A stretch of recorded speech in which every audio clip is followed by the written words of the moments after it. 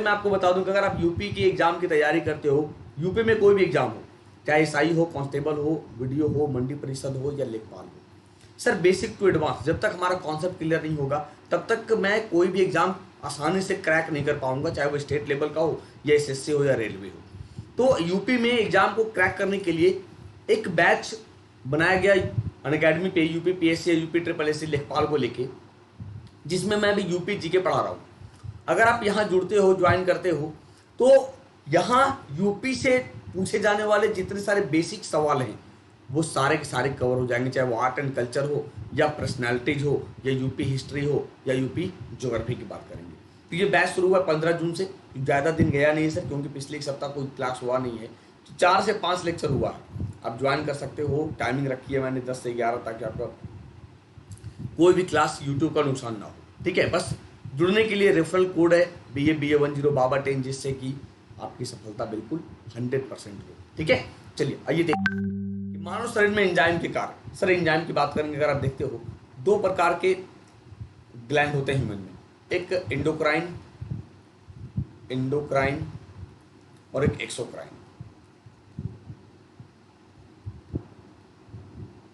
यानी अंतःस्रावी ग्रंथि और बहिःस्रावी ग्रंथि। अंतःस्रावी ग्रंथि से हार्मोन निकलता है और एक्सोक्राइन यानी बहिःस्रावी ग्रंथि से एंजाइम निकलता है। जैसे पेनक्रियाज के एग्जाम्पल लें, ये एक मिक्स्ड है यानी मिश्रित ग्रंथि है, जिससे हार्मोन भी निकलेगा इंसुलिन और एंजाइम भी निकलेगा।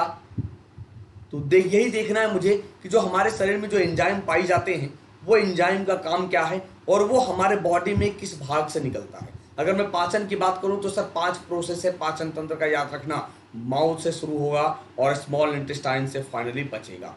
एसोफेगस की बात करें, जो भोजन नली है, यहाँ पे भोजन पाचन नहीं होता है, बिल्कुल ये नलिका है, यानी भोजन को मुख से स्टमक तक, अमाशय तक पहुंचाने का काम करता है। ठीक है बच्चे, चलिए आइए देखते हैं, समझते हैं कि कौन कौन सा एंजाइम निकलता है। सबसे पहले देखें एंजाइम क्या है सर।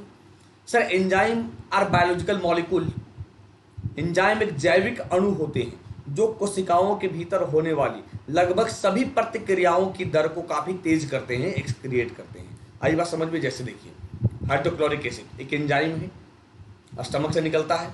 ये क्या करता है, भोजन के पाचन क्रिया को तेज करेगा, भोजन में आने वाले हानिकारक जो बैक्टीरिया है उसे ये मारता है। उसे क्या करता है, ये मारता है। वे जीवन के लिए महत्वपूर्ण है, यानी एंजाइम हमारे लाइफ के लिए, जीवन के लिए महत्वपूर्ण है। शरीर में महत्वपूर्ण कार्यों के एक विस्तृत श्रृंखला की सेवा करते हैं, यानी लंबी श्रृंखला है, जैसे पाचन से लेकर उपापचय तक, यानी मेटाबॉलिज्म प्रोसेस में एंजाइम का बहुत बड़ा योगदान होता है। तो सबसे पहले शुरुआत करें मुख से, यानी माउथ। जो लार एमाइलेज है, जिसे हम टाइलिन कहते हैं, कहां से निकलेगा, लार ग्रंथियां से, सिलेवरी ग्लैंड से। काम क्या है इसका, कार्बोहाइड्रेट, जिसे स्टार्च कहते हैं, तो कार्बोहाइड्रेट को, स्टार्च को माल्टोज में परिवर्तित करता है।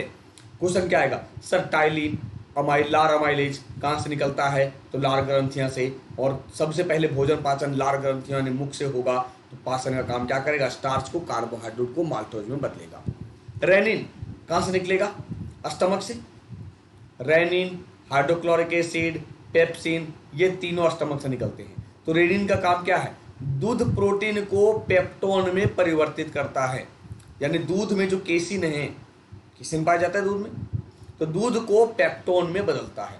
और रेनिन बच्चों में ज्यादा मात्रा में निकलता है, बच्चों में ज्यादा मात्रा में निकलता है बुजुर्गों की अपेक्षा, क्योंकि जैसे जैसे हम बड़े होते हैं रेनिन की मात्रा कम निकलती है, इसीलिए बुजुर्गों को ज्यादा दूध पीने की सलाह ना दी जाती है, क्योंकि पाचन क्रिया आसानी से काम नहीं करता है रेनिन के अभाव में। ठीक है, पेप्सिन की बात करें, ये भी निकलता है स्टमक से। तो सर जो बचा खुचा प्रोटीन है, अन्य प्रोटीन को पेप्टाइड्स में बदलेगा, अन्य प्रोटीन को पेप्टाइड्स में परिवर्तित करेगा। पेप्सिन कहां से निकलता है बच्चे, स्टमक से निकलेगा, अमाशय से निकलेगा।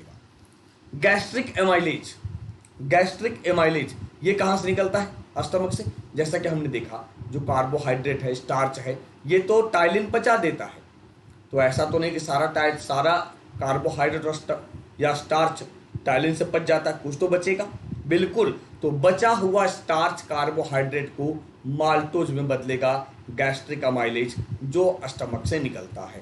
जो स्टमक से निकलता है। गैस्ट्रिक लाइपेज की बात करें, यह भी स्टमक से निकलेगा। तो इसका काम क्या है? मक्खन वसा को फैटी एसिड और ग्लिसरॉल में परिवर्तित करना। मक्खन वसा को फैटी एसिड और ग्लिसरॉल में परिवर्तित करना। तो गैस्ट्रिक लाइपेज, ठीक है। अमाइलेज देखा, लाइपेज देखा। ट्रिप्सिन, यह भी कहां से निकलेगा? यह पैनक्रियास से निकलेगा, यानी अग्नाशय से, जिसे हम मिक्स्ड ग्लैंड कहते हैं। मिक्स्ड ग्लैंड कहते हैं। तो ट्रिप्सिन का काम क्या है? प्रोटीन को पेप्टाइड्स में परिवर्तित करना। अब देखो, आप कहोगे सर हमने पढ़ा पेप्सिन जो है वो प्रोटीन को तोड़ेगा। तो अच्छा ये बताओ, पेप्सिन सारा प्रोटीन को तोड़ सकता है क्या? नहीं ना। तो जब सारा प्रोटीन को पेप्सिन नहीं तोड़ेगा तो बचा हुआ प्रोटीन को कौन ब्रेक करेगा? ट्रिप्सिन ब्रेक करेगा, जो कहां से निकलेगा? अग्नाशय से निकलता है। फिर स्ट्रिप्सिन या अग्नाशय लाइपेज की बात करें, ये निकलता है कहां? अग्नाशय से। ये बचे खुचे वसा को फैटी एसिड और ग्लिसरॉल में परिवर्तित करता है। इसीलिए पैनक्रियाज को कंप्लीट, पैनक्रियाज से निकलने वाले एंजाइम को कंप्लीट जूस बोलते हैं। कंप्लीट जूस बोलते हैं क्योंकि ये प्रोटीन, कार्बोहाइड्रेट और फैट तीनों का पाचन करेगा। प्रोटीन, कार्बोहाइड्रेट और फैट तीनों का पाचन करेगा। इसीलिए कंप्लीट जूस किसे कहते हैं? पैनक्रियाटिक जूस से अग्नाशयी रस को हम लोग संपूर्ण पाचक रस कहते हैं, ठीक है। फिर कार्बोक्सी पॉलीपेप्टिज, कार्बोक्सी पॉलीपेप्टिज यानी अग्नाशय से निकलेगा, तो पेप्टाइड्स को अमीनो एसिड में परिवर्तित करता है। एक चीज याद रखना, फाइनली भोजन अमीनो एसिड में परिवर्तित होता है और हमारे शरीर में, मानव शरीर में 20 प्रकार के अमीनो एसिड पाए जाते हैं। 20 प्रकार के अमीनो एसिड पाए जाते हैं। अब आपका होमवर्क है, 12 अमीनो एसिड हमारा शरीर बनाता है, 8, अच्छा चलो मैं बता दूं, 8 हम शरीर में बाहर से इंजेक्ट करते हैं, ठीक है। यानी 20 प्रकार के अमीनो एसिड पाए जाते हैं हमारे मानव शरीर में, ठीक है बच्चे। इरेप्सिन, ये निकलता है कहां से? सर स्मॉल इंटेस्टाइन, यानी फाइनली जो भोजन पचता कहां है? छोटी आंत में। तो पॉलीपेप्टाइड को अमीनो एसिड में परिवर्तित करेगा, चेंज करेगा। किससे? इरेप्सिन करेगा, जो कहां से निकलेगा? इस छोटी आंत से, ठीक है। छोटी आंत से देखो कितने प्रकार के एंजाइम निकलते हैं। स्मेल यानी sucrase, maltase, erepsin, lactase, lipase. याद रखना, छोटी आंत से 5 प्रकार के एंजाइम निकलते हैं। कैसे याद रखेंगे? स्मेल से याद रखेंगे। Sucrose, maltase, erepsin, lactase, lipase, ठीक है। माल्टेज स्मॉल इंटेस्टाइन से, छोटी आंत से। तो काम क्या है इसका? सर शर्करा जो है, ग्लूकोज है, उसको माल्टोज में बदलता है, माल्टोज में पचाता है। सुक्रोज, वही कहा सुक्रोज, सुक्रेज स्मॉल इंटेस्टाइन से निकलेगा। सुक्रोज को ग्लूकोज और फ्रुक्टोज में पचाता है। सुक्रोज को ग्लूकोज और फ्रुक्टोज में तोड़ता है finally small intestine. Lactase small intestine से, लैक्टेज लैक्टोज को ग्लूकोज और गैलेक्टोज में पचाता है। तो याद रखना, करना क्या, हमें याद क्या रखना है? ये कहां से निकलेगा और ये जो फंक्शन है ना, ये बहुत महत्वपूर्ण रहेगा आपके आने वाले पेपर के लिए। तो इसे आप गौर से देखना, अच्छे से समझना, ठीक है। तो ये था कि हमारे जो बॉडी के अंदर जो एंजाइम निकलते हैं, बॉडी से बाहर एंजाइम निकलते हैं, उसका काम क्या है? भोजन के किस भाग को पचाता है। अगर ये समझ में आया होगा तो बिल्कुल सेशन को लाइक करना, शेयर करना अपने दोस्तों के साथ। और एक चीज समझना, देखो 5:30 बजे बिल्कुल फ्री ऑफ कॉस्ट क्लासेज है अनअकैडमी पे रेलवे के लिए, और रात के 10 बजे भी अभी शुरू हुआ है। ये एसएससी को डेडिकेट है, ठीक है। तो यू कैन ज्वाइन, आप ज्वाइन कर सकते हो, बिल्कुल फ्री है यार, कुछ नहीं करना, कोई पैसा नहीं देना है यहाँ पे। तो कैसे जुड़े उसका एक प्रोसेस मैं बता देता हूँ। सबसे पहले गूगल प्ले स्टोर पे जाना, अनअकैडमी लर्निंग ऐप डाउनलोड करना। डाउनलोड हो गया, इसके बाद ओपन करना। ओपन करने के बाद देखो यहाँ मोबाइल नंबर डालें, मोबाइल नंबर डालें, फिर OTP पे क्लिक करने के लिए कहेगा, 6 डिजिट OTP खुद ले लेगा वो। ये करने के बाद जो गोल सिलेक्ट करना है यहाँ पे, रेलवे एग्जाम 5:30 बजे वाले के लिए, 10 बजे वालों के लिए जो क्लास है वो एसएससी एग्जाम सेलेक्ट करना।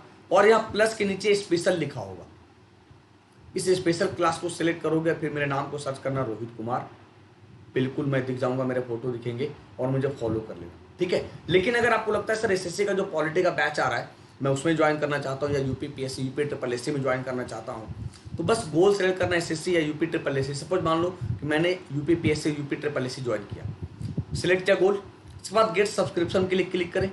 क्लिक करने के बाद कहेगा सर कितने मंथ का। मैं हमेशा कहता हूँ सर कम से कम 12 महीने का सोचना, इससे पैसा बर्बाद नहीं होगा। जैसे यहाँ देखो अभी 2 साल का 8400 फी है यूपी ट्रिपल एससी का। अब सबसे बड़ी चीज़, जितने भी पेपर होंगे यूपी में, जितने भी पेपर होंगे, सबकी तैयारी एक सब्सक्रिप्शन से। तो 8400, बाबा 10 यूज किया कोड, बिना स्पेस लगाया, अप्लाई किया, देखो 7500 यानी 7560 यानी 10% का रिबीट हो गया। प्रोसीड टू पेमेंट करेंगे, जैसे पेमेंट करना चाहो आपके ऊपर डिपेंड करता है, क्रेडिट कार्ड